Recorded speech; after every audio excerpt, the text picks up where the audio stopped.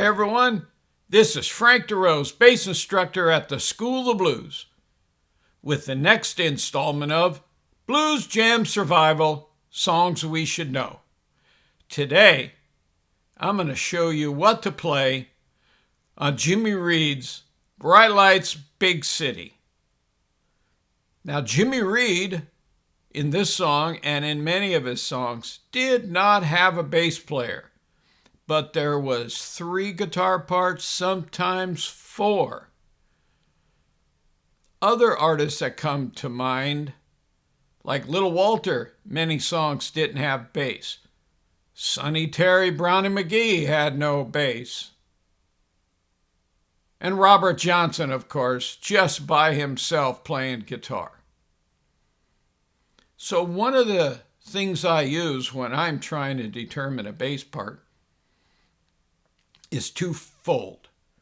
What would the upright bass players be playing at that time? Oftentimes it's simple. Root 5, walking at 1-3-5-3 or 1-3-5-6. And is there a dominant guitar part? Oftentimes one of the guitar parts is a guitar low string bass line that you can adapt on the bass guitar.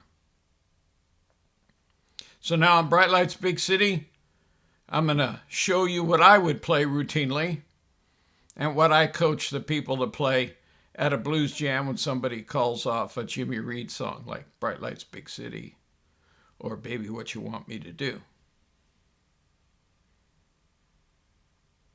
Now you get the tab open, and I'll get set up, and let's do Bright Lights, Big City. All right, let's have a look at the tab. As you can see, Bright Lights in Big City is in the key of A. It's a 12-bar blues.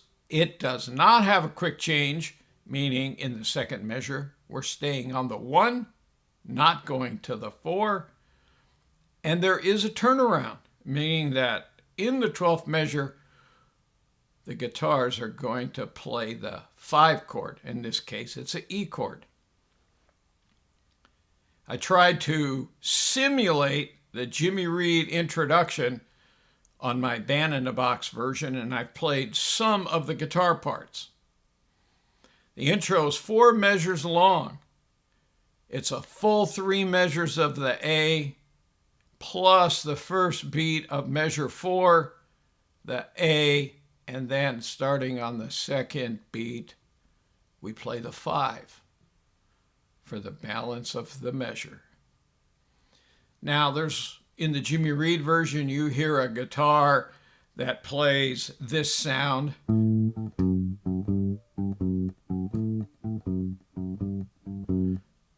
You could consider that for the bass part. There is a strong shuffle.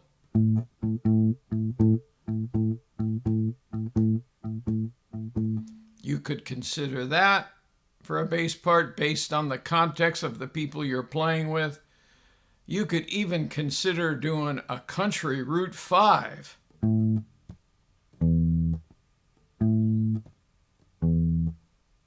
It depends on what's happening on stage or in your band, what sound you're trying to achieve. But in this lesson, we're going to try to achieve a Jimmy Reed shuffle sound related to the style that he did it in. So the bass part is walking 1-3-5-6. Those are the notes from the scale. The root, the 1, the 3, the 5, 6.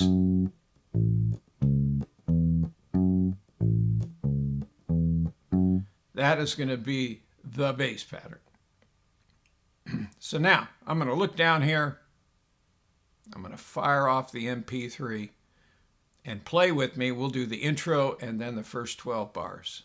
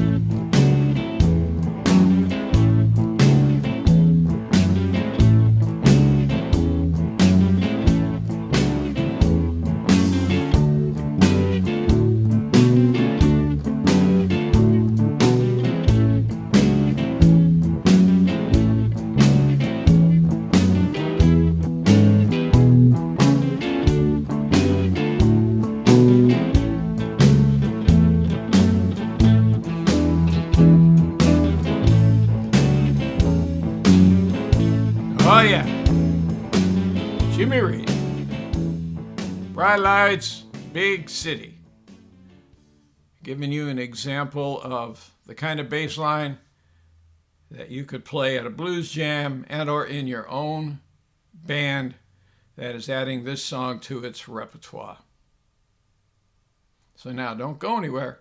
I'll be right back with some final thoughts.